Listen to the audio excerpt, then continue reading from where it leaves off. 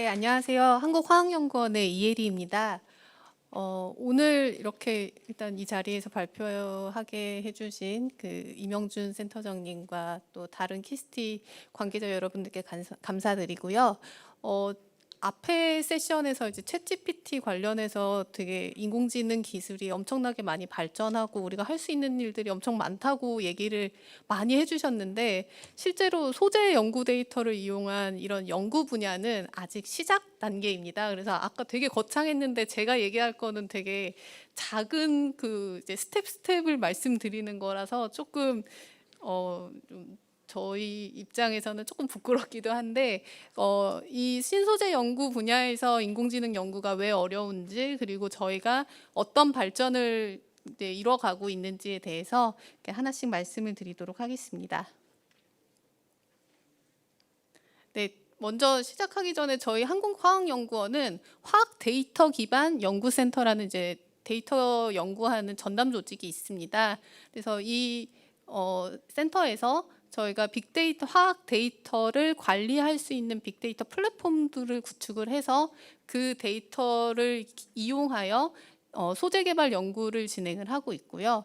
그리고 여러 이제 연구원분들이 아주 열심히 같이 일을 하고 있습니다. 그래서 여기 이제 밑에 있는 사진을 보시면 이제 저희 건물인데, 저기 노란색 부분으로 되어 있는 곳이 저희 전산실입니다. 그래서 이 화학연구원에서도 우리 데이터를 활용을 하기 위한 그 컴퓨터 시스템 이런 것들을 굉장히 중요하게 생각을 하고 있고, 딱 저 곳에만 이렇게 하이라이트해서 지금 전산실을 만들어 놨어요. 그래서 화학 데이터도 굉장히 중요한 그 연구 데이터로서의 역할을 할 수 있고, 저희 연구원에서도 굉장히 중요하게 다루고 있습니다. 네, 저 오늘 말씀드릴 거는 이제 소재 연구 데이터가 과연 무엇이냐부터 시작을 해서 인공지능 연구 사례들하고, 그리고 저희 연구원에서 만들고 있는 데이터 플랫폼에 대해서 말씀을 드릴 건데요.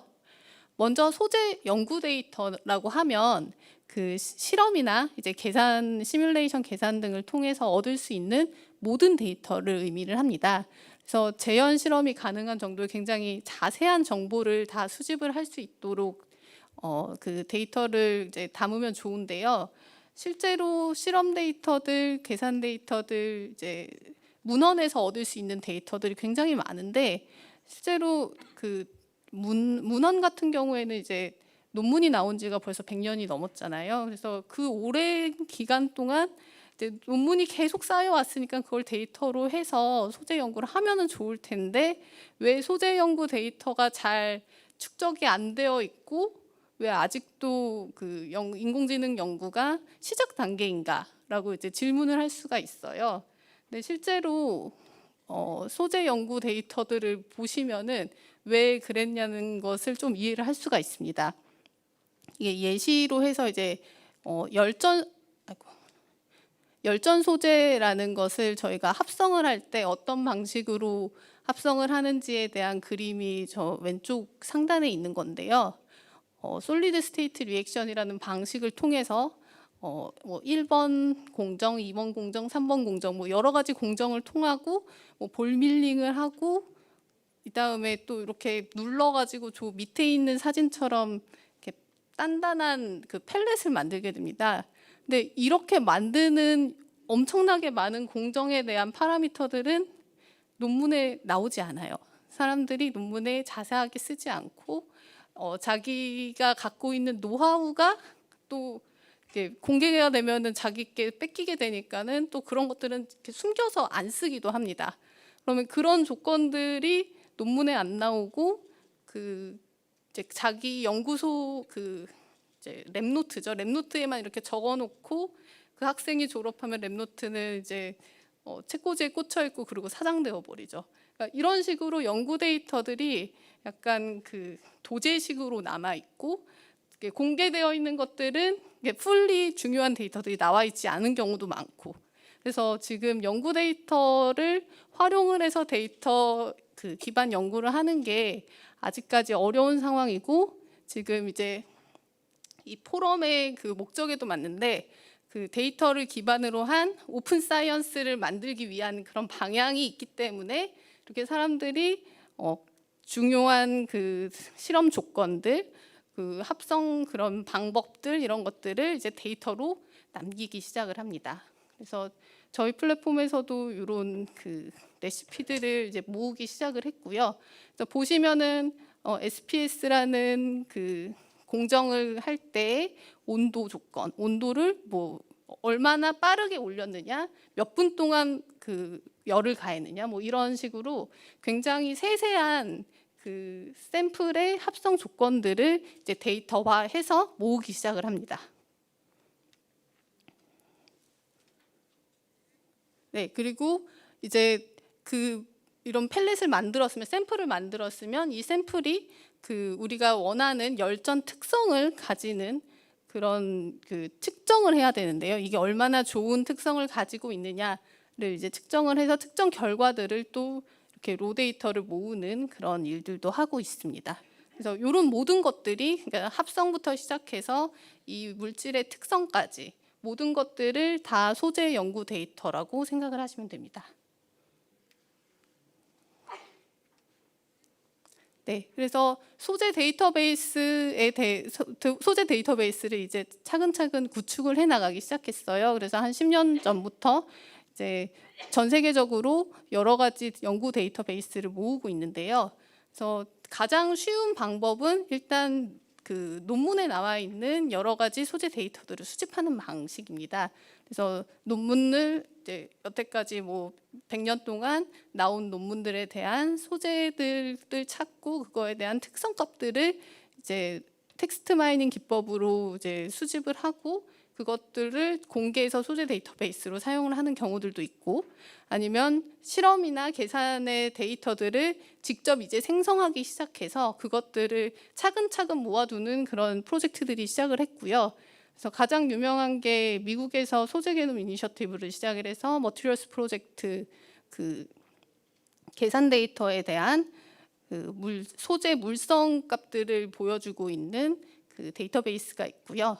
그리고 일본의 머티리얼스 DX 플랫폼, EU에서의 배터리 2030 플러스 등 굉장히 이제 전 세계적으로 이 오픈 데이터베이스를 만들기 위한 노력들이 이루어지고 있습니다.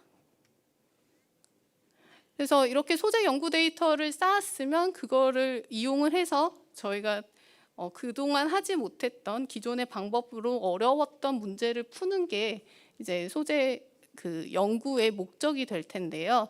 그래서 머티리얼 데이터를 수집을 해서 그것들을 잘 프로세싱하고 머신러닝 모델을 만든 다음에 새로운 소재 날리지를 얻는 것이 전체 그 인공지능 연구의 목적이 되겠습니다.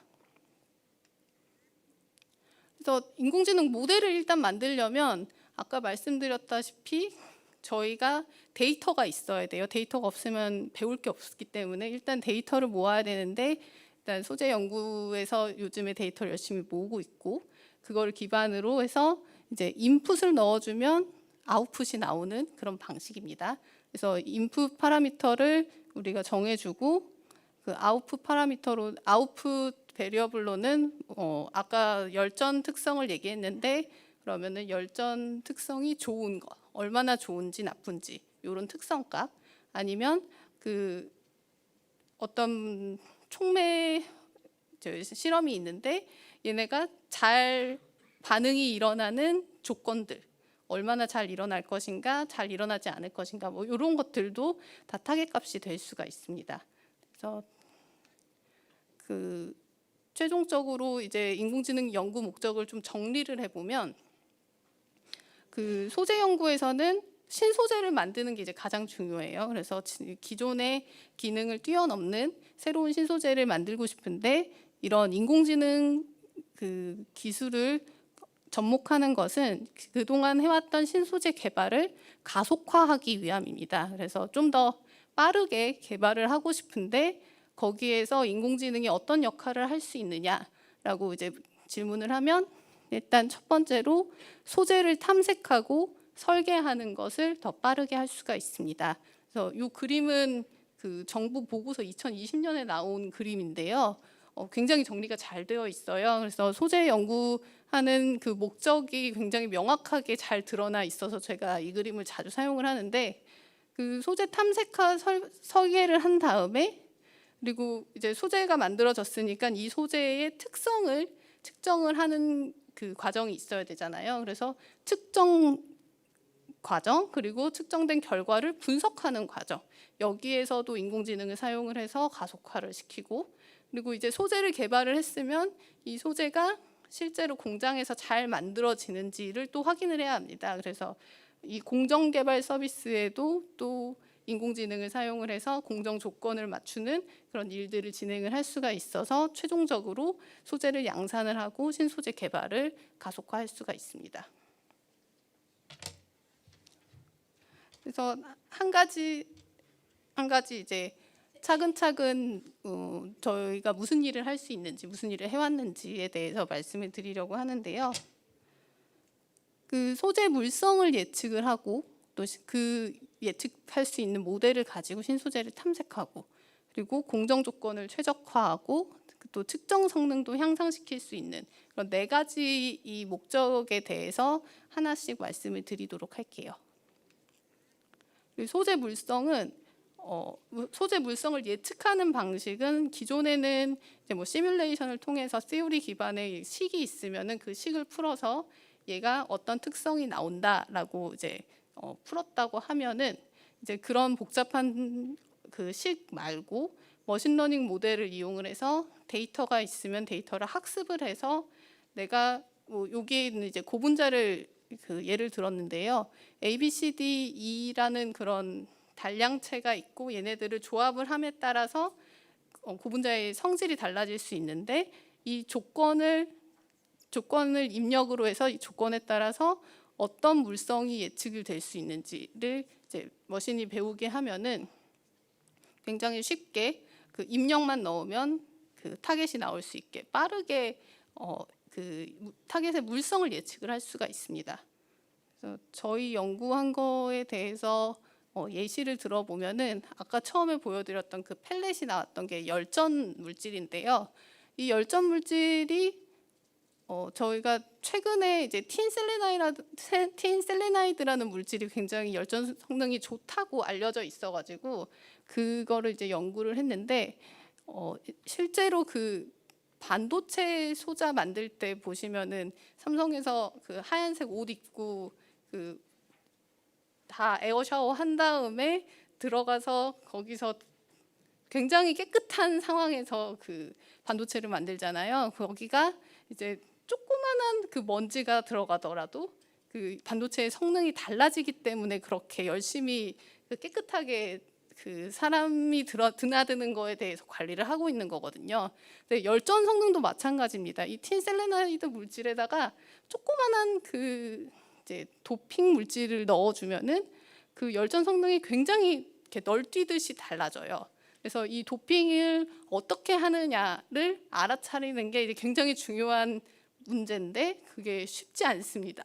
그래서 시뮬레이션으로 계산하기도 어렵고 실제로 모든 도펀트를 다 넣어가면서 실험을 하기도 어려우니까 그거에 대한 적당한 실험 데이터를 만들어서 이제 틴셀레나이드에 어떤 도핑을 하면 이거를 열전 성능을 높일 수 있을까에 대한 이제 연구를 진행을 했고요. 실제로 이렇게 예측을 잘 해서 이 정도면은 이제 뭐 우리가 어떤 조성 도핑 조건을 넣었을 때 열전 성능 값이 얼마다라고 이렇게 제시를 할 수 있는 이제 간단한 인공지능 모델을 이렇게 제시를 할 수가 있었습니다.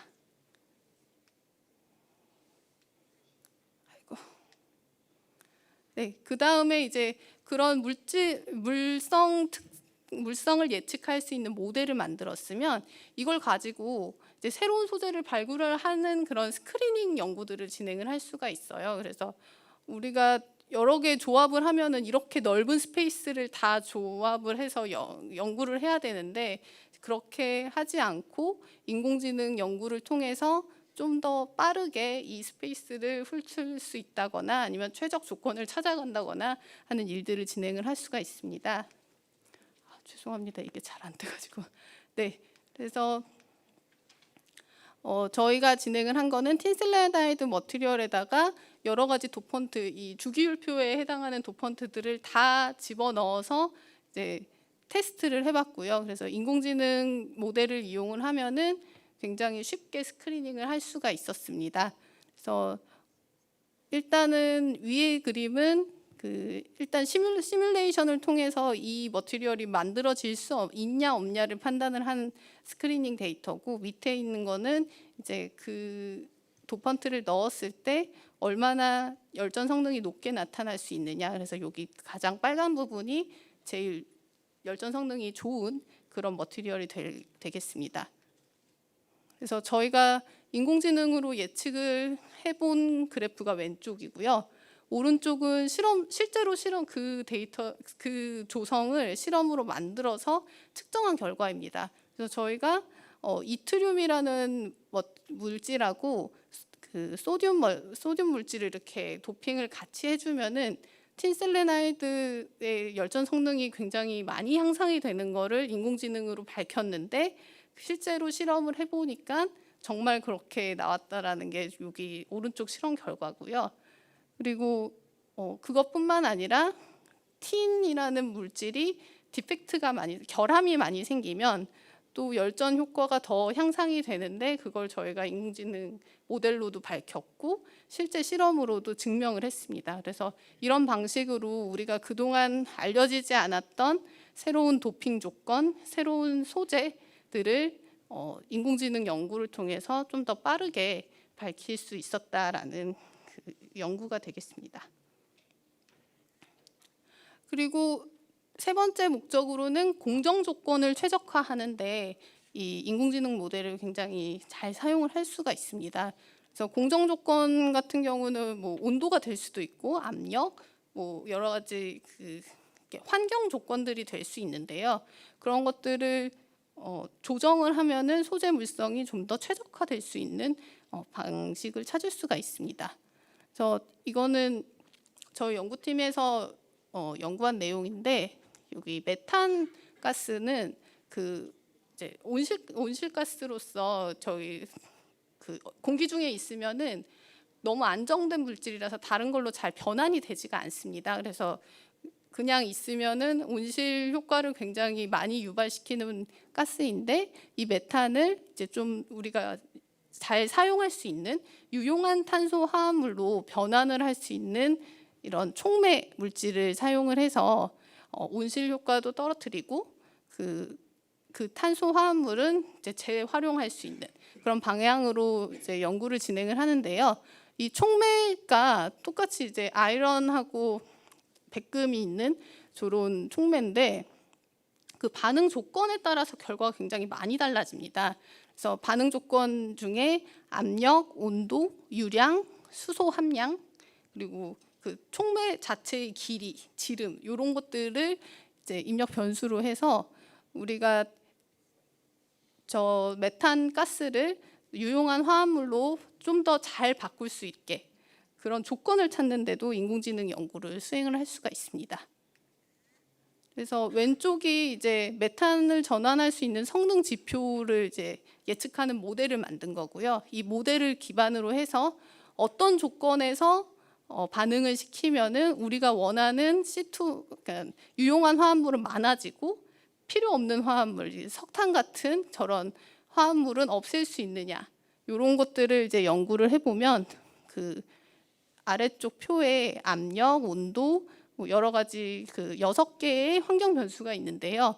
이 변수를 인공지능이 예측을 했고 실제 실험으로 그 이제 조건에서 실험을 해보면은 결과가 거의 유사하게 나오는 걸 알 수가 있습니다.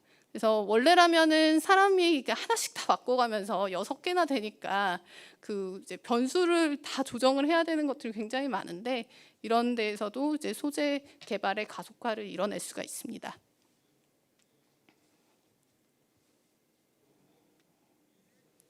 네, 그 다음에는 이제 측정 성능을 향상하는 방법인데요. 실제로 저희가 소재 개발을 하고 난 다음에는 이 소재가 어떤 특성을 가지는지 다 매저를 해야 됩니다. 그래서 뭐 이렇게 TEM을 찍으면은 이제 원자 모양을 다 볼 수가 있는 거예요. 이게 하나하나 지금 동그라미가 그 원자가 거기에 있는 사진이거든요. 그래서 이 원자들이 어디 위치에 있는지 정확하게 계산을 한다거나, 근데 이거는 실제로 이걸 보고서 사람이 저 위치에 몇 옹스트롱 떨어진 곳에 또 다른 원자가 있어, 이거를 다 계산하기는 굉장히 복잡하고 어렵습니다. 근데 인공지능을 활용해서 하면은 훨씬 더 쉽게, 여기 보면은 훨씬 더 쉽게 그 위치를 파악을 할 수가 있고요. 그래서 위치 파악한 거를 그래프를 그려보면은 실제하고 머신이 예측한 거와 거의 유사하게, 실제로 픽셀이 이제 그림 픽셀이 하나씩 있을 텐데 그 그림 픽셀보다 더 작은 수준의 정확도로 원자 위치를 분석을 할 수가 있다고 합니다. 이거는 포항공대에서 발표한 내용인데요. 이런 식으로 저희도 그 측정을 한 것을 좀 더 분석을 잘하고 쉽게 볼 수 있는 방식을 좀 찾았습니다. 그래서 이 데이터는 이제 2D 소재에서 광학 특성을 측정을 한 데이터인데, 여기 밑에 있는 그 사각형 그리드가 있는데 각 그리드마다 이제 빛을 비춰서 나온 레이저 데이터들을 확인을 합니다. 그래서 데이터가 이렇게 많아요. 근데 이 데이터 하나하나를 굉장히 촘촘하게 찍으면 찍을수록 그 이제 2D 소재의 광학 특성을 위치에 따라 굉장히 잘 파악을 할 수가 있는데, 이게 이제 고해상도로 찍으려면은 한 포인트 한 포인트 매우 이제 촘촘하게 찍어야 되니까 시간이 매우 많이 소요가 되게 됩니다. 그래서 저희는 좀 더 듬성듬성 찍지만 이렇게 그 고해상도로 찍은 것처럼 이제 해상도를 증가시키는 거죠. 그래서 그 방식을 이제 인공지능을 통해서 얻어냈습니다. 그래서 저해상도 PL 데이터가 저렇게 그려져 있으면 인공지능 기술을 이용을 해서 이 오른쪽에 있는 것처럼 굉장히 고해상도로도 측정 결과를 분석을 할 수 있는 그런 이제 인공지능 결과들도 매우 많이 있습니다. 그래서 여기 이제 시간을 많이 줄일 수 있는 그런 방식이에요. 그래서 여러 가지 그림을 다 테스트를 해보고 거기 모든 경우에 대해서도 굉장히 잘 예측을 하고 굉장히 샤프하게 그 결과를 이제 복원할 수 있는 그런 방식이 있었습니다. 그래서 지금 4가지 말씀드렸는데요. 소재의 물성을 예측하고 그 모델을 이용해서 굉장히 넓은 스페이스에서의 신소재를 탐색을 해서 좋은 특성을 갖는 물질을 찾고, 그리고 공정 조건을 최적화하고 측정 성능도 기존의 그 분석 기능보다 훨씬 더 빠르게 정확하게 예측을 할 수 있는 그런 일들을 지금 이제 굉장히 적극적으로 많은 사람들이 하고 있고요. 네, 이거를 하려면 연구 데이터를 수집을 굉장히 잘 해야 하는 문제가 있습니다. 그래서 처음에 말씀드렸다시피 소재 연구 데이터가 그동안 잘 수집이 안 되어 있었고 기존 데이터만 가지고 활용을 하기가 지금 어려운 상황인데, 그런 것들을 이제 극복하기 위해서 데이터 플랫폼들이 지금 개발이 되고 있고, 그 중에 하나가 이제 저희 열전 소재 데이터 플랫폼인데요. 여기 TX플로러라는 플랫폼에 들어가 보시면은 굉장히 다양한 실험 데이터들이 공개되어 있는 것을 보실 수가 있습니다. 그래서 이 플랫폼에 실험 연구자들, 계산 연구자들이 데이터를 업로드하는데 최대한 그 이제 수고를 덜기 위해서 로 데이터를 직접 올리면 분석 기능도 들어가 있고, 그리고 여러 가지 그 실험 조건들도 체계적으로 다 모으게 되어 있고요. 그래서 로 데이터만 딱 올리면 저런 식으로 그래프를 학생들이 직접 그리지 않아도 바로 눈으로 확인할 수 있는 그런 편의성들이 있고, 머신러닝 툴kit들도 제공을 하고 있고, 분석 기능들도 제공을 하고 있습니다. 그래서 이런 데이터 플랫폼들이 그 이제 인공지능 연구를 가속화시키는데 지금 도움을 주고 있고요.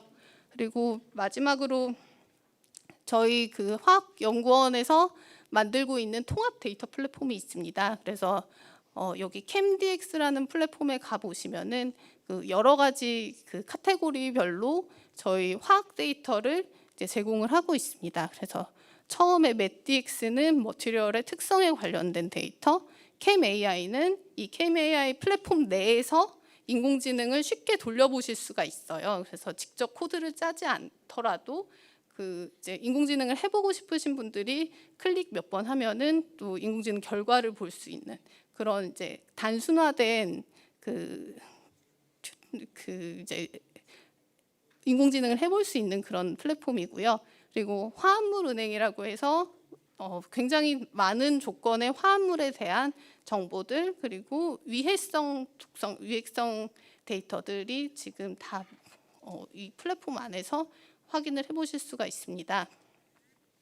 그래서 저희가 굉장히 다양한 분야의 화학 데이터들을 수집을 하고 있고 그것들을 이제 공개를 함으로써 이제 오픈 사이언스 기조를 따라가고 있고요. 그리고 데이터도 굉장히 계속적으로 수집을 하고 있고 축적되어 있으니 이제 이런 플랫폼을 통해서 화학 데이터들을 다운로드 받아서 활용을 해보실 수가 있을 것 같습니다.